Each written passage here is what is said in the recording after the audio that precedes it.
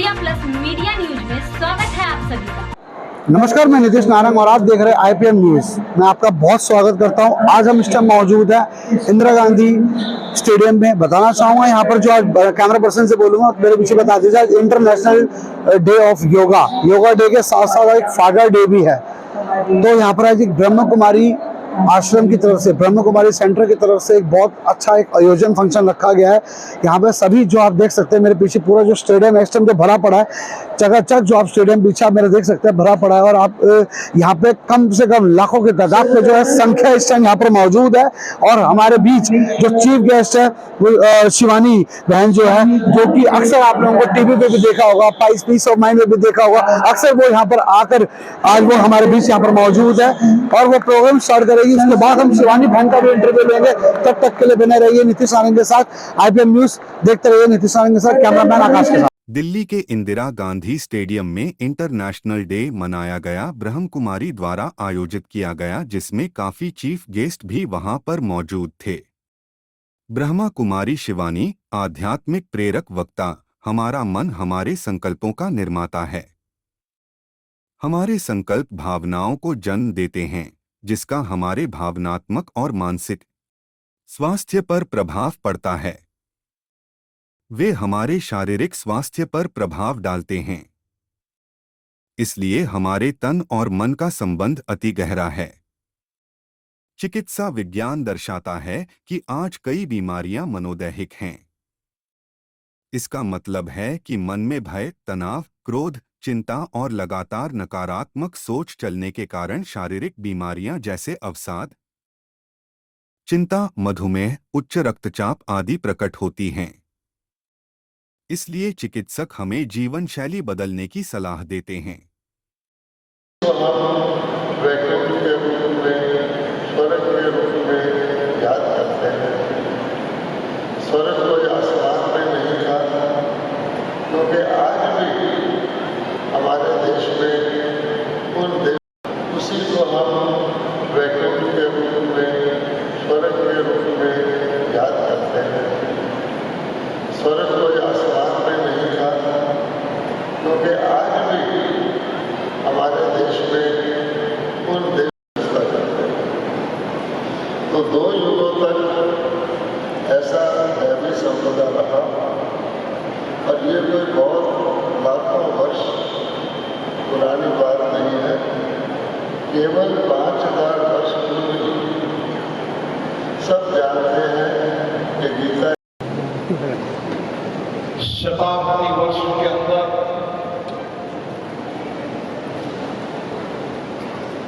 इस सकारात्मक वर्ष जो हमारे जीवन में नया सकारात्मक संदेश लेकर आए, नई ऊर्जा लेकर आए, पीछे कर लो यार, नया सामर्थ्य लेकर आए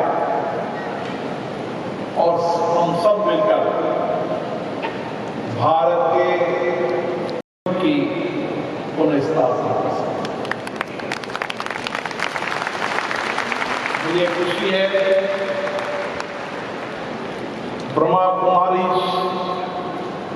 संस्थान पीछे हो जाओ, लगातार 8 दशकों से पीछे हो जाओ भाई साहब।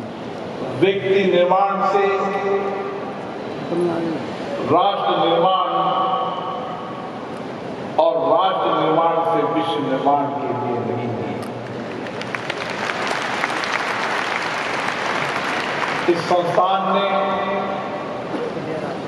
व्यक्ति के जीवन के अंदर एक आंतरिक ऊर्जा, आंतरिक चेतना, सकारात्मक दृष्टिकोण के माध्यम से, राजयोग के माध्यम से व्यक्ति के जीवन के अंदर आंतरिक ऊर्जा का एक प्रभाव पैदा किया है। इन संस्थान की गतिविधियां, कार्यक्रम और किस तरीके से आध्यात्मिक ज्ञान से व्यक्ति निर्माण में संस्था केवल 55 देशों के अंदर इस संस्थान ने एक सकारात्मक परिवर्तन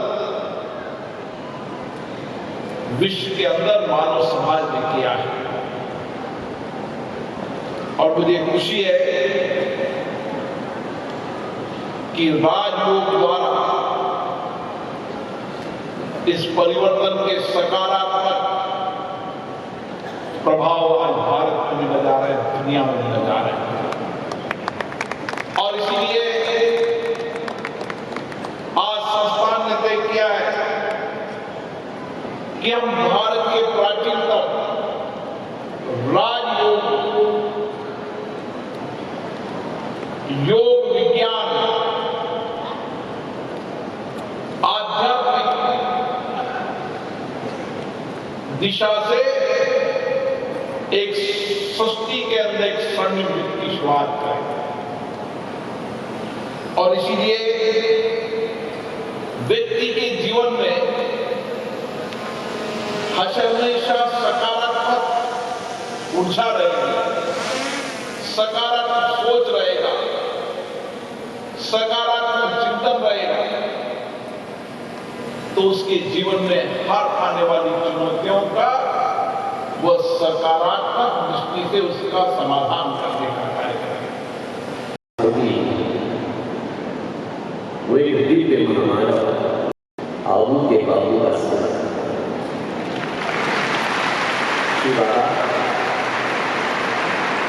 आपको व्यवहार का परिणाम 8 प्रहर त्योहार रहता है, सदा दिवाली रहती है, ये सोच की बात है।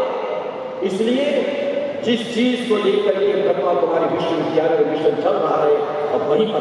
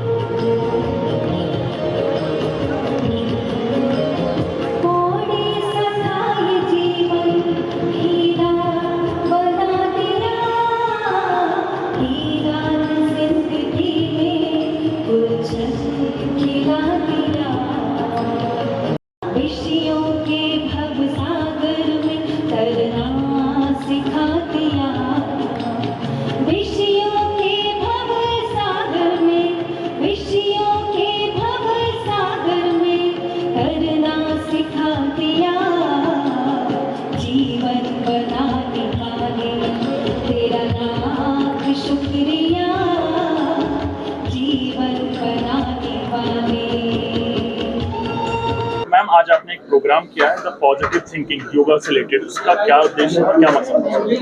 आज ब्रह्मा कुमारी लॉन्चिंग सेरेमनी है। इस वर्ष को ईयर ऑफ पॉजिटिव चेंज के रूप में मनाया जा रहा है और साथ ही में अंतर्राष्ट्रीय योग दिवस।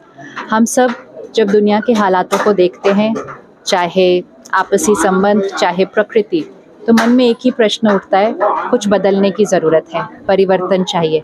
और हम सब बहुत मेहनत करते हैं परिवर्तन के लिए, लेकिन ज़्यादातर हमारे परिवर्तन की कोशिश बाहर होती है कि संसार में कुछ बदलना चाहिए। और जितनी हम मेहनत कर रहे हैं, संसार और ही एक अलग दिशा में जा रहा है। तो आध्यात्म हमें इसका लॉ सिखाता है, एक स्पिरिचुअल लॉ है कि संस्कार से संसार बनता है।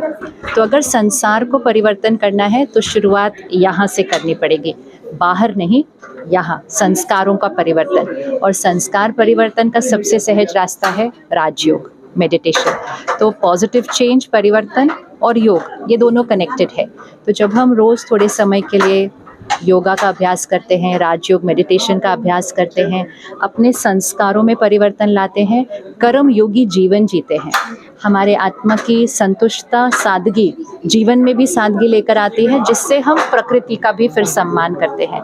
तो मन की स्थिति, शरीर का स्वास्थ्य, रिश्तों की मधुरता और प्रकृति का सत्व प्रधान होना, सब कुछ मेडिटेशन से बहुत सहज हो जाता है। इसलिए दोनों प्रोग्राम्स इकट्ठे क्लब है, year of positive change and international yoga day. Materialistic life में ये सब चीजों की टाइम कहाँ है?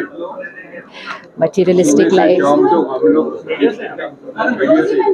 Materialistic, yes, Now the question is कि your concept is enough good, but the materialistic life में इसको कैसे आगे ले जाए? मटीरियलिस्टिक लाइफ मतलब अपने शरीर का ध्यान रखना, अपने परिवार को संभालना और अपने काम कारोबार को अच्छे से संभालना, ये है मटीरियलिस्टिक लाइफ। लेकिन ये सब कुछ करते हुए अपनी मन की स्थिति को कैसे रखना? अगर तनाव, गुस्सा, निराशा, दर्द, दुख में रखेंगे तो ना परिवार अच्छे से संभल रहा है, ना काम पे हम अपना संपूर्ण 100% दे पा रहे हैं, और दुनिया के हालात हमने क्या बना लिए। तो थोड़ा सा समय, ज़्यादा समय नहीं निकालना होता है। हर रोज़ सुबह 5-10 मिनट, सारा दिन में 1-1 मिनट रुक कर बस अपने संस्कारों पर अटेंशन, कि तनाव से नहीं शांति से काम करेंगे, गुस्से से नहीं प्यार से बात करेंगे, सिर्फ थोड़ा सा अटेंशन, ज़्यादा समय नहीं निकालना है। स्पिरिचुअलिटी और मटीरियलिस्टिक अलग नहीं होता है, स्पिरिचुअली मटीरियलिस्टिक लाइफ में लीड करना है। प्रधानमंत्री नरेंद्र मोदी लगातार योगा दिवस मना रहे हैं, उसको लेकर प्रमोट कर रहे हैं। इसमें इस फंक्शन में कितना योगदान है और प्रमोशन से कितना लाभ है?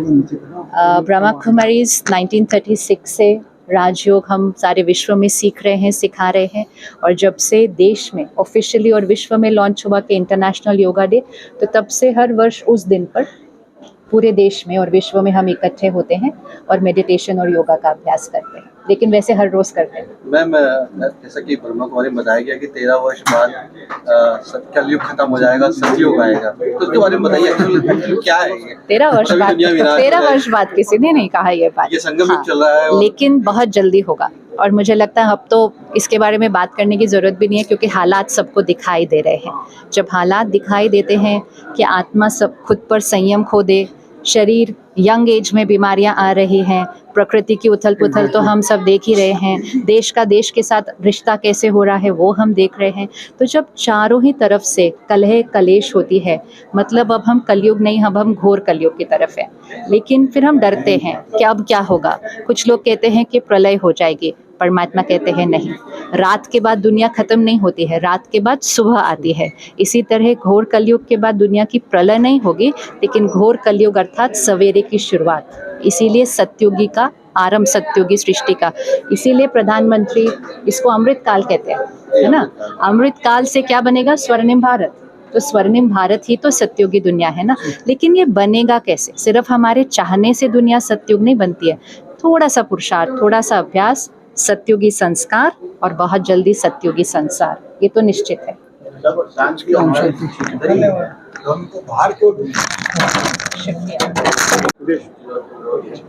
आज के इस इंटरनेशनल डे योगा के बारे में बता दीजिए। ऐसा है, इंटरनेशनल डे ऑफ योगा का ये तो फायदा हुआ है कि सारे वर्ल्ड में योग का नाम प्रसिद्ध हुआ है, लेकिन वो योग कौन सा है, असली योग कौन सा है? तो भारत का वो जो योग है वो वास्तव में गीता में है। आजकल बहुत सारे योग निकला है ना, तरह तरह के, लेकिन ओरिजिनल योग गीता में है, जो भगवान ने सिखाया था। और वो योग इतना पावरफुल है, उससे दुनिया बदल के पुरानी से निकल युग से सज्जो हो गया था। तो वो योग बड़ा आसान है। अपने को आत्मा समझो, परमात्मा भी परमात्मा है, और बड़े प्यार से परमात्मा को याद करो, क्योंकि बहुत सदियों से हम अपने आप को शरीर मानने लग गए हैं। तो शरीर मानने से योग भी हमने शारीरिक कर दिया है। शरीर तो आप जानते हैं नश्वर है, तो शरीर के साथ स्वास्थ्य का कनेक्शन होता है, फिजिकल हेल्थ का। लेकिन ये योग जो है ये मानसिक है, अर्थात इसका तल्लक आत्मा से है। तो जब आत्मा के अंदर मनोबल भगवान से आता है, उससे उसकी बुराइयां निकल जाती हैं और अच्छाइयाँ सख्त पावरफुल हो जाती हैं। आजकल क्या हो गया है कि मनुष्य कोई अच्छा काम करना लगे तो बुराइयां सामने आ जाती है कि इतनी कमजोरियां हैं हमारे अंदर। तो ये परमात्मा के योग के द्वारा हर सृष्टि चक्र में जब कलयुग आ जाता है तो परमात्मा उसको सतयुग में बदलता है। और उस योग का कोई शारीरिक क्रियाओं से कोई तल्लक नहीं है। क्यों नहीं है? आप सोचो, योग तो सबको करना चाहिए। क्या बूढ़े लोग, बीमार लोग, स्त्रियां ये हठ योग कर सकते हैं? कर नहीं सकते। तो हठ योग केवल शरीर को हेल्दी बनाता है। लेकिन मन को शक्तिशाली बनाने वाला जो असली योग है, क्योंकि योग का मतलब होता है जोड़ना, दो चीज़ों का जोड़ना। तो हठ योग में जोड़ने की तो कोई बात नहीं है, आत्मा को परमात्मा से जोड़ना, स्नेह के साथ मानसिक संबंध लगाना, जिससे परमात्मा से शक्ति मिलती है, वही भारत का प्राचीन योग है। और अभी ये जो सेशन होने वाला है, अभी तो आधा सेशन हुआ है ना, अभी तो पॉजिटिव चेंज का हुआ है, इसमें इस योग के बारे में बहुत ही डिटेल से बताया जाएगा, अनुभव कराया जाएगा। इस सेशन को कोई मिस ना करे, तो आपको अपने लिए भी बहुत फायदा होगा। ओम शांति। मैम, आज आपने एक फंक्शन किया है जिसमें ईयर 2023 को ईयर ऑफ पॉजिटिव थिंकिंग के रूप में मनाया जाएगा, पॉजिटिव चेंज के रूप में मनाया जाएगा। कृपया इसके बारे में बताएं। देखिए, चेंज हर एक को प्रिय लगता है और चेंज हर एक को चाहता भी है, लेकिन ये नहीं सोचता कि चेंज मुझे करना होगा। ये जो कार्यक्रम हो रहा है, इसमें हम यही बात लोगों को बताना चाहते हैं कि change has to begin with me. मुझसे चेंज परिवर्तन, और वो चेंज कैसा हो? वो चेंज पॉजिटिव होना चाहिए ना, जिससे जीवन शैली हमारी अच्छी बन जाए, जीवन अच्छा बने, लोगों के साथ हमारे संबंध अच्छे हों। और जो कार्य हम करते हैं, वर्क इज़ वर्शिप कहते हैं, हमने आज वर्क को वॉरशिप जैसा बना रखा है। अगर हम उसको चेंज करना चाहें तो कैसे करेंगे? इसे वर्शिप कहने से तो नहीं बनेगा, लेकिन मुझे अपने कर्मों में दक्षता लानी पड़ेगी, कर्मों में मुझे ध्यान कंसंट्रेशन को बढ़ाना पड़ेगा, अपने कर्म को एक पूजा के समान समझना होगा। वो सब चीज़ें कहाँ से आएंगी? वो आती हैं आत्म परिवर्तन, मनो परिवर्तन करने से। तो हम इस बात को लोगों को कह रहे हैं कि जब हमारी उंगली दूसरी तरफ जाती है, ये चेंज हो तो मैं चेंज हूँ, नहीं, आई हैव टू बिगिन। एक उंगली उधर है तो चार तो अपनी तरफ है ना। अगर मैं एक भी चेंज कर लूँ तो दूसरा भी कर लेगा, लेकिन हम प्रतीक्षा ना करें, स्वयं से हम स्टार्ट करें। दूसरी बात है, क्या परिवर्तन करना है? क्या परिवर्तन? अपनी सोच को तो हम परिवर्तन करना चाहते ही हैं, लेकिन हमारी जो वृत्ति है, एटीट्यूड है, उसमें परिवर्तन आना चाहिए। अगर मेरे एटीट्यूड में सबके प्रति कल्याण की भावना है, अगर मेरे एटीट्यूड में सबके प्रति शुभ भावना है, तो शुभ भावना परिवर्तन लाती है। कैसा भी व्यक्ति है, टाइम लेगा, लेकिन धैर्यता जो राजयोग के द्वारा आती है, उससे हमारे अंदर शक्ति आती है, जिससे कि परिवर्तन वो दूसरा व्यक्ति भी कर लेता है। और कुछ नहीं हम कर सकते। मैं तो छोटी सी बात सबको कहती हूँ, कोई बड़ी बड़ी बातें मत करो, इतना कर सकते हो, थोड़ा स्माइलिंग फेस रखो,